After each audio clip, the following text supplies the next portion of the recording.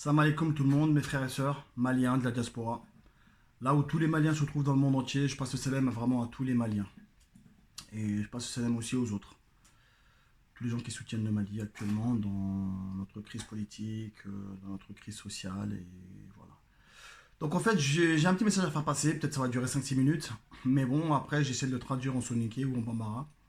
Suite à un confrère qui a envoyé un message à un ami il y a 2-3 jours, qui m'a transmis le message d'ailleurs, qui m'a dit, moi le Mali, j'y crois plus au Mali. Le Mali est une terre maudite. Tout ce que tu entreprends au Mali ne marche pas.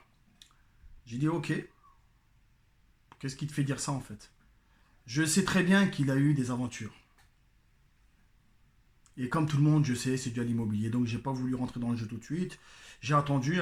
J'ai dit alors qu'est-ce qui t'a eu? Il a dit oui, un ami, de la famille, en famille proche. J'ai envoyé de l'argent pour un truc, j'ai pas eu mon argent et tout. Il m'a commencé à raconter. C'est comme dans mes vidéos précédentes, j'ai dit 85%, 90%, soit 95%, on est tous passés par là. En premier, tes parents. Demande à tes parents si ils sont pas fait arnaquer déjà au Mali ou pas. C'est pas possible. Tous nos parents sont passés par là. Alors, si nos parents ils sont restés positifs, restons positifs. Les gens négatifs, on n'en veut pas. Dans la vie, il faut savoir pardonner. La seule chose qui est impardonnable, c'est de ne pas pardonner. Si tu pardonnes pas, t'avances pas.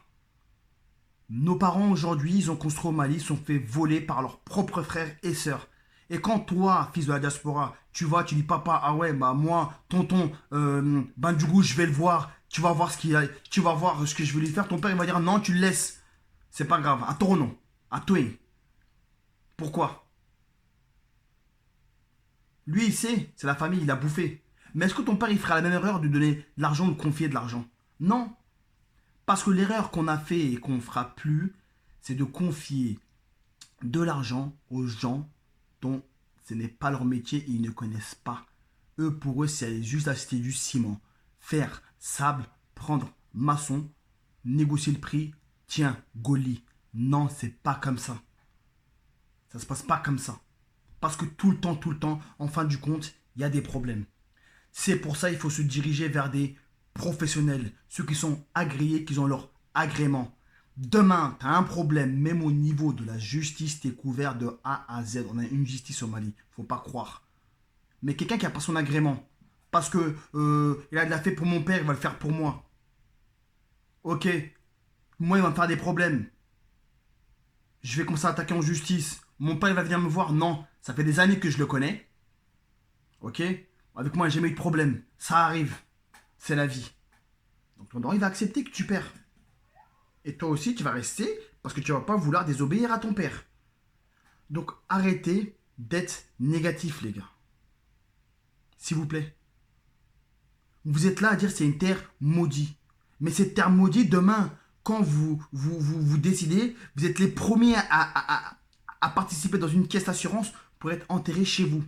Dites-moi le contraire. Il y a plus d'argent dans la caisse décès que dans la caisse construction. Dans la caisse développement du village, il est vide. Mais la caisse pour rapatrier les gens, par contre, quand ils sont morts, cette caisse-là, elle est bien remplie.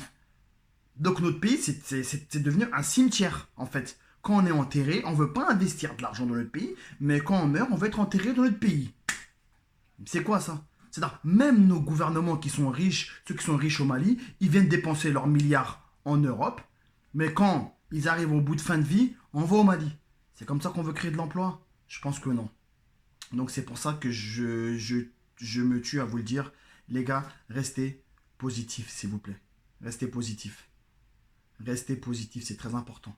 Si aujourd'hui on est là, aujourd'hui en train de se battre, si aujourd'hui au Mali il y a la crise politique, c'est uniquement parce qu'on n'est pas positif. Dès que notre enfant il est majeur, on lui paye un billet, va en Algérie, va en Libye, va en Italie. Qu'est-ce que tu restes derrière toi? Rien du tout. C'est comme ça.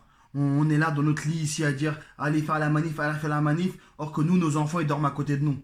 Non, c'est pas comme ça. Je suis vraiment désolé. Le changement, c'est à nous de le faire, les enfants de la diaspora. Parce qu'aujourd'hui, si on crée de l'emploi, les jeunes, ils vont rester au Mali. Si ces jeunes-là restent au Mali, c'est eux qui vont faire le changement du Mali. Parce qu'il y a certains pays, tant qu'on reste lié, attaché à eux, notre pays n'avancera jamais.